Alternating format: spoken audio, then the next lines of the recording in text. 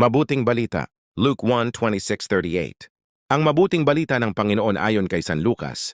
Noong panahong iyon, ang Anghel Gabriel ay sinugo ng Diyos sa Nazaret, Galilea, sa isang dalaga na ang pangalay Maria. Siya ay nakatakdang ikasal kay Jose, isang lalaki, buhat sa lipi ni Haring David. Paglapit ng anghel sa kinaroroonan ng dalaga, binati niya ito. "Matuwa ka! Ikaw ay kalugod-lugod sa Diyos," wika niya. "Sumasayo ang Panginoon." Nagulumihanan si Maria sa gayong pangungusap at inisip niyang mabuti kung ano ang kahulugan niyon.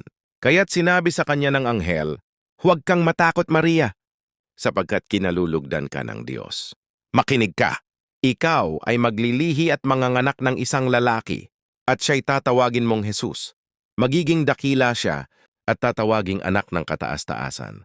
Ibibigay sa kanya ng Panginoong Diyos ang trono ng kanyang amang si David. Maghahari siya sa angkan ni Jacob magpakailanman, at ang kanyang paghahari ay walang hanggan." "Paanong mangyayari ito gayong ako'y dalaga?"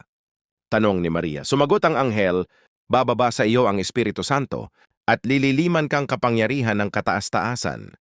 Kaya't banal ang ipanganganak mo at tatawaging anak ng Diyos. Natatandaan mo ang iyong kamag-anak na si Elizabeth?